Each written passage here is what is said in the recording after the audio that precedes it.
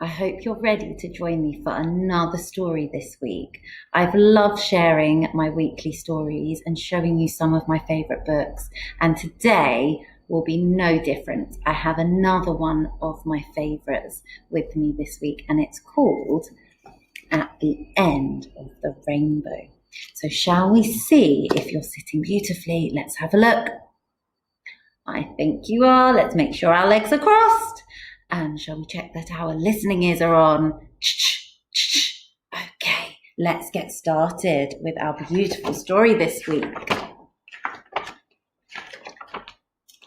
Wow, gasped Badger and Fox. It's beautiful. A bright, clear rainbow hung in the sky like a jewel. And look, you can see Badger and Fox looking up at the rainbow. Badger and Fox stood gazing at the magnificent rainbow. Then Badger said, "You know, there's a treasure at the end of the rainbow." "What treasure?" asked Fox. "Oh, I'm not sure," replied Badger, "but I think it's gold or silver or jewels. Something that will make you rich forever and ever." "I want to go and find this treasure!" cried Fox excitedly, and they were off, racing into the nearby woods. And we can see them in the woods now with all of the beautiful trees. And because the leaves are adding some shade, I don't think I can see the rainbow anymore. As the two friends hurried along, all they could think of was the treasure. What did it look like? Would it be big or would it be small? Just then they noticed a squirrel sitting in front of a pile of acorns. "My treasure," he was singing to himself, "my beautiful treasure." And we can see Squirrel just here. Badger and Fox scampered up to the squirrel. "Go away," he ordered. "You're not stealing my treasure." "That's not treasure," said Fox. "That's just a pile of acorns."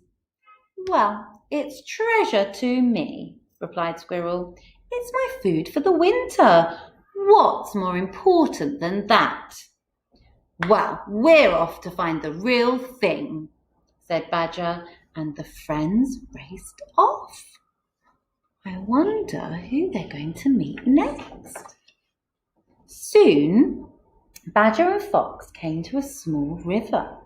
Among the tall grass, they spotted Mother Duck. "My little treasure," she was calling, "where are you?" Badger and Fox were curious. "Are you looking for treasure?" they asked. "Yes, my own little treasure," replied Mother Duck. "Oh, look, there he is. I wonder what treasure we're going to find." A golden fluffy duckling came along. Mother Duck tucked him under her wing. "Don't disappear like that," she said gently. "I was worried, my treasure." Badger and Fox looked puzzled. "Is that your treasure?" they said. "Of course," smiled Mother Duck proudly. "I love my baby more than anything in the world. So he is a treasure to me. Aren't you, my little one? Now let's go home." Badger and Fox rushed on, eager to find their treasure at the end of the rainbow. They clambered up a steep, bumpy hill and found Old Hare sitting at the top. "Hello there," he greeted. "Hello," called the friends. "We're on our way to find treasure." "Ah," nodded Old Hare. "I have lots of that." "Really? Where?" they asked. I wonder what Old Hare is going to tell them. Old Hare patted his head. "Here," he said. "My memories are my treasure. They make me happy." "But what are memories?" asked Badger. "They're all that you remember from the past," said Old Hare. "Things you've done, places you've visited, friends you've loved. Your adventure today will become a memory that you'll treasure one day.